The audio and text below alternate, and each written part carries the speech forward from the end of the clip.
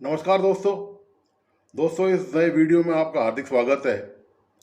दोस्तों, सऊदी अरब के crown Prince और प्रधानमंत्री मोहम्मद बिन सलमान जब पिछले हफ्ते G20 समिट में शामिल होने भारत आने वाले थे तो पाकिस्तान में अटकलों का बाजार गर्म था।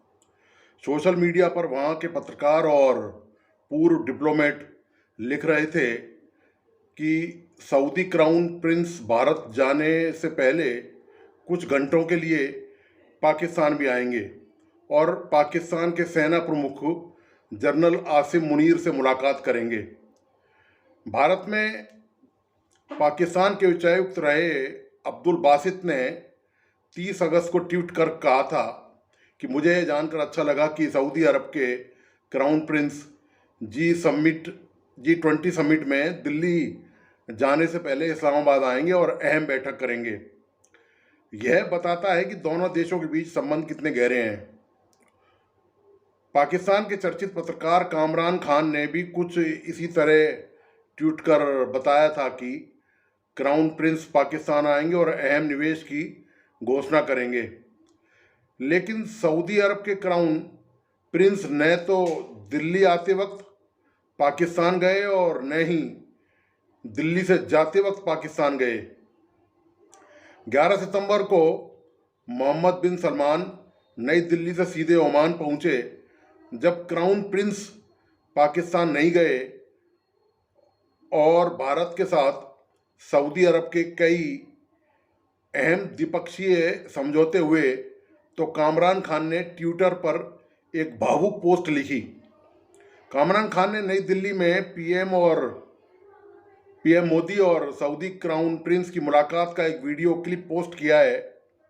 कामरान ने लिखा कि ये काम भारत और पाकिस्तान आपस में क्यों नहीं कर सकते हैं। दोनों मुल्कों को सब कुछ भुलाकर साथ आना चाहिए, क्योंकि अंतर्राष्ट्रीय संबंध में कोई स्थायी दुश्मन या दोस्त नहीं होता है। वो लिखते हैं कि सऊदी अरब पाकिस्तान का बेहतरीन दोस्त है और मुश्किल घड़ी में हमेशा साथ रहा है। हमें यह नहीं भूलना चाहिए कि सऊदी अरब और इजराइल के बीच डील भी बहुत दूर नहीं है। भारतीय प्रधानमंत्री नरेंद्र मोदी और सऊदी क्राउन प्रिंस ने नई दिल्ली में India Saudi Arabia strategic partnership council की बैठक की। दोनों देशों ने सऊदी अरब में $100 अरब के निवेश को लेकर संयुक्त टास्क फोर्स पर सहमति जताई है। कामरान खान के इस ट्वीट के जवाब में अब्दुल बासित ने लिखा कि भारत के साथ संबंधों में क्या अड़चन है, इसे हम लोग अच्छी तरह जानते हैं। मुझे इस पर शक है कि दोनों देश कश्मीर विवाद को सुलझाए बिना आपसी भरोसा बहाल कर पाएंगे। बिना आपसी भरोसे के कोई भी संबंध टिकाऊ नहीं होता है। कामरान खान के ट्वीट का जवाब भारत के अंग्रेजी अखबार द हिंदू के पत्रकार कलोल भट्टाचारी ने भी दिया। कलोल ने अपने जवाब में कहा, अंतर्राष्ट्रीय संबंधों में तार्किक व्यवहार सबसे अहम है। सऊदी अरब दिखा रहा है कि वह एक विवेकशील और समझ वाला देश है। दूसरी तरफ पाकिस्तान ने अभी तक 26/11 के मुद्दों को नहीं सुलझाया है, जो कि बहुत ही खतरनाक था। कोई भी देश पाकिस्तान के साथ सहज महसूस नहीं कर सकता जब तक 26/11 का समाधान न हो जाए। कलोल ने लिखा कि कई लोग मानते हैं कि पाकिस्तान अपनी सेना, मजहब और अतिवाद से जुड़ी संरचनात्मक समस्याओं से निपटाने में सक्षम नहीं है। पाकिस्तान पहले से अपनी आंतरिक समस्याओं को सुलझा ले, तभी वह मुख्य धारा में आ सकता है। इस चर्चा के बीच पाकिस्तान के रजा हसन का एक ट्वीट शेयर हो रहा है। रजा हसन इस ट्वीट में लिखते हैं कि 17 साल पहले तत्कालीन अमेरिकी राष्ट्रपति जॉर्ज डब्ल्यू बुश भारत के दौरे पर आए थे, जहां दोनों देशों के बीच परमाणु सहयोग पर समझौता हुआ था। तब पाकिस्तान ने बुश को मुल्क में बुलाने को लेकर सारा जोर लगा दिया था। वो उस वक्त काफ़ी हंगामा हुआ था कि अमेरिका ने परमाणु समझौता भारत के साथ कर लिया, पर आतंकवाद के खिलाफ लड़ाई में जो उसका साथ दे रहा है, उसके संग केवल क्रिकेट खेला। राजा लिखते हैं कि 17 साल बाद पाकिस्तान सऊदी क्राउन प्रिंस के मामले में फिर ऐसी कोशिश कर रहा है कि G20 से लौटते हुए वो इस्लामाबाद आएं और निवेश का ऐलान करें। पाकिस्तान सऊदी अरब से खनन, तेल, गैस, कृषि और पोर्ट जैसे जुड़े 25 अरब डॉलर का निवेश कराना चाहता है। 6 महीने से इस बारे में प्रचार हो रहा है, वो भी प्रोजेक्ट को लेकर बिना किसी ठोस विचार विमर्श के। भारत का जिक्र करते हुए रजा हसन ने लिखा कि भारत ने बिना किसी ऐलान के अमेरिका, सऊदी अरब, यूएई के साथ रेल और पोर्ट इंफ्रास्ट्रक्चर पर समझौता कर लिया ताकि चीन को चुनौती दी जा सके। रजा लिखते हैं कि सच तो यह है कि 17 साल पहले हकीकत से हमारा सामना हुआ था और आज हमने कोई सुधार नहीं किया।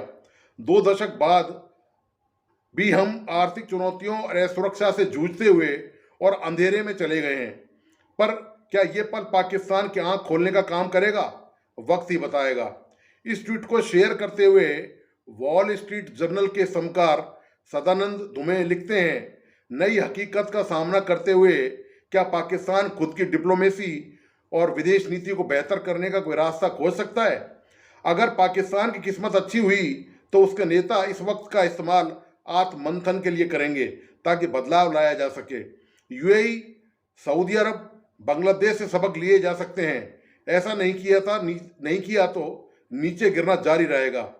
पाकिस्तान की रक्षा विशेषज्ञ और सीनियर फेलो आयशा सिद्दीकी लिखती हैं, पाकिस्तान सिर्फ तब बदल सकता है जब इसके सैन्य नेतृत्व को ये महसूस हो कि भारत के प्रति विचार खुले रखने के अलावा कोई विकल्प नहीं है। सऊदी ये समझ सकता है पर अभी तक ऐसा नहीं हुआ। देखते हैं ये बात कब तक चलती है। आयशा को सदानंद धुमे जवाब देते हैं कि क्या पाकिस्तान जनरलों ने इस बात को माना कि पुराना भारत केंद्रित मॉडल फेल हो चुका है, या वो अब भी यही सोचते हैं कि बिना सोचे कुछ भी कर सकते हैं? अमेरिका और श्रीलंका में भारत के राजदूत रहे हुसैन हक्कानी ने द न्यूज़ में एक लेख लिखा है। हुसैन हक्कानी लिखते हैं, सोवियत संघ के विघटन के साथ खत्म हुए शीत युद्ध के बाद की दुनिया को समझने में पाकिस्तान पूरी तरह से नाकाम रहा है। दुनिया के देश अब भी इस संघर्ष से जूझ रहे हैं, लेकिन जो कभी एक दूसरे को दुश्मन की नज़र से देखते थे, अब उनमें भी सहयोग पनप रहा है। हक्कानी लिखते हैं कि नई वैश्विक लहर में सवार होने का मौका पाकिस्तान के नेताओं ने कई बार गंवाया है।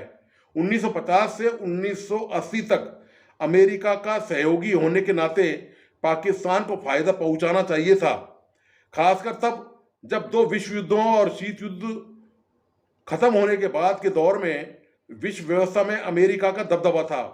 इससे ठीक उलट पाकिस्तान ने 1947 से अपने डीएनए में मौजूद भारत के लिए नकारात्मकता और एंटी अमेरिका सोच को बढ़ाने वाले गलत फैसले किए। चीन का उदाहरण देते हुए हुसैन हक्कानी लिखते हैं कि पाकिस्तान जिस चीन को अपना दोस्त बताता है, उसने सारे पुराने संघर्षों को भुलाते हुए आर्थिक विस्तार की रणनीति अपनाई। द न्यूज़ में लिखे लेख में हक्कानी कहते हैं कि चीन ने पश्चिमी देशों से निवेश हासिल किया और उनका बड़ा व्यापारिक साझेदार बना। हालांकि 1949 के बाद चीन ने अमेरिका को वर्चस्ववादी और साम्राज्यवादी कहने में अपने 4 दशक बिताए, लेकिन 1990 के बाद से 2015 तक चीन चुप रहा। साल 2022 में दोनों देशों के बीच 690 अरब डॉलर का व्यापार हुआ। हुसैन हक्कानी कहते हैं कि चीन और भारत के बीच 1962 में जंग हुई थी। दोनों देशों ने कभी एक दूसरे पर भरोसा नहीं किया। सरहद पर तनाव के बावजूद दोनों देशों के बीच व्यापार कम नहीं हुआ। बीते साल भारत और चीन के बीच 136 अरब डॉलर का व्यापार हुआ। भारत, अमेरिका या चीन, सबकी एक साझा नीति है कि आर्थिक उन्नति हासिल करते रहो। आर्थिक मुद्दों को राजनीतिक सुरक्षा से जुड़े मुद्दों से अलग रखना चाहिए। वाशिंगटन में रहने वाले स्तंभकार एस कैसर शरीफ ने द न्यूज़ में इसी से संबंधित एक लेख लिखा। कैसर शरीफ ने लिखा कि G20 के कार्यक्रम को इस तरह से डिजाइन किया गया कि चीन के वन बेल्ट वन रोड को भी चुनौती दी जा सके। खाड़ी देशों सऊदी अरब, इजराइल के साथ भारत और यूरोप के बीच प्रस्तावित एनर्जी और ट्रांसपोर्ट लिंक पहली नज़र में चीन के बनाए प्रोजेक्ट्स को चुनौती देता हुआ प्रतीत होता है। शरीफ के मुताबिक चीन के बेल्ट एंड रोड कार्यक्रम को अब तक मिली जुली प्रतिक्रियाएं मिली हैं। ऐसे में हाल ही में जिस एनर्जी और ट्रांसपोर्ट लिंक का ऐलान हुआ है वो कैसी हकीकत का रूप लेगी, ये समझने के लिए शायद कुछ साल इंतजार करना पड़े। वो कहते हैं कि निष्कर्ष में आप कह सकते हैं कि मोदी के नेतृत्व में वैश्विक रिश्तों में फेरबदल करने में भारत सफल रहा है। अलोकतांत्रिक गतिविधियों से जुड़ी आलोचनाओं को नज़रअंदाज करते हुए मोदी ने खुद को और देश को विश्व पटल पर बेहतर स्थान पर पहुंचाया है। पाकिस्तानी पत्रकार रऊफ कलासरा भी इस बात से चिंतित हैं कि सऊदी अरब और यूएई पाकिस्तान के बदले भारत को तवज्जो दे रहे हैं। कलासरा ने एक वीडियो में टिप्पणी कर कहा कि सऊदी अरब और यूएई अब इंडिया को ज़्यादा सुरक्षित और भरोसेमंद समझते हैं। पाकिस्तान इस बात से हैरान है। सऊदी अरब के क्राउन प्रिंस को पाकिस्तान आना था लेकिन नहीं आए। भारत दुनिया का सबसे बड़ा मार्केट है। इंडिया सऊदी अरब से कैश पर तेल लेता है, न कि हमारी तरह बार बार उधार मांगने जाता है। कलासरा कहते हैं भारत सऊदी अरब को अरबों डॉलर का कारोबार दे रहा है। पाकिस्तान में जो भी नई सरकार आती है सऊदी अरब से पैसे मांगने जाती है। सऊदी अरब और यूएई इस बात को समझते हैं कि तेल एनर्जी के रूप में रिप्लेस हो रही है। सऊदी अरब को तो पता है कि तेल से बहुत दिनों तक उसकी अर्थव्यवस्था नहीं चलेगी। ऐसे में सऊदी अरब भविष्य के लिए काम कर रहा है और इसमें भारत मददगार साबित हो रहा है। कलासरा कहते हैं कि यमन में सऊदी अरब के पक्ष में नवाज शरीफ ने अपने सैनिकों को भेजने से इनकार कर दिया था। दूसरी तरफ इमरान खान ने इस्लामिक देशों के संगठन ओआईसी के समानांतर एक दूसरा बड़ा संगठन खड़ा करने की कोशिश की थी। ऐसे में सऊदी अरब में पाकिस्तान छवि नकारात्मक हुई है। 2019 के बाद सऊदी क्राउन प्रिंस पाकिस्तान नहीं आए हैं। पाकिस्तान अब भी 70 और 80 के दशक में खड़ा है, लेकिन दुनिया बहुत आगे निकल चुकी है। सऊदी अरब की कुल आबादी में 7% भारतीय नागरिक हैं। भारत सरकार के मुताबिक सऊदी अरब में लगभग 26 लाख भारतीय रहते हैं। भारत और सऊदी अरब के बीच कारोबार भी तेजी से बढ़ रहा है। भारत का सऊदी अरब के लिए निर्यात साल 2018 में 5.6 अरब डॉलर से बढ़कर साल 2022 में 10.7 अरब डॉलर हो गया है। सऊदी अरब के भारत के लिए भी निर्यात में भी बढ़ोतरी हुई है। वर्ष 2018 में यह 26 अरब डॉलर था, जो 2022 में बढ़कर 42 अरब डॉलर हो गया है। हाल ही में सऊदी अरब के निवेश मंत्री खालिद अल फलीह ने कहा था कि सऊदी अरब भारत के गुजरात प्रांत में सऊदी अरब के सॉवरेन वेल्थ फंड का दफ्तर भी खोल सकता है। सऊदी अरब क्राउन प्रिंस ने साल 2019 में भारत में 100 अरब डॉलर निवेश करने की घोषणा की थी।